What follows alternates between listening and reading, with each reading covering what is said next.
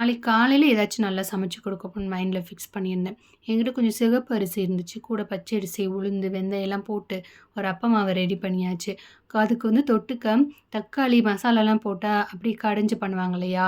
அரைச்சு, அந்த மாரி தக்காளி கடையல் பண்ணியிருந்தேன். 2மே தொட்டுக்க சூப்பரா இருக்கும். Super combination. நீங்களும் ஒரு வாட்டி ட்ரை பண்ணி பாருங்க. தோசை, இட்லி அந்த மாரிக்கலாம்.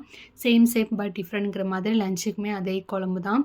அதுக்கப்புறம் எனக்கு வந்துட்டு ரொம்ப பிடிச்ச பொரியல். பீன்ஸு, பருப்பு போட்ட பருப்பு கறி பண்ணியாச்சு. அதுக்கப்புறம் ஜனனிக்கு பார்த்தீங்கன்னா, ஆப்பிள் பேன் கேக் பண்ணலான்னு நெனச்சேன்.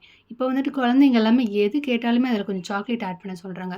அப்படி 2 சாக்லேட் தூக்கி போட்டு குடுத்துட்டோம்னா, அது வந்துட்டு ரொம்ப யம்மி, டேஸ்டி அப்படின்னு ரொம்ப சாட்டிஸ்ஃபைடா அப்படியே வந்துட்டு முகம் சுளிக்காம சாப்பிட்டுட்டு போயிறாங்க. நான் என்ன பண்ணிட்டேன், ஆப்பிள் சாக்லேட் பால்ஸ் அப்படின்னு பணியாரக்கல்ல வந்துட்டு ஊத்தி குடுத்துட்டேன். கொஞ்சம் சாக்லேட் சிப்ஸ்லாம் போட்டுட்டு.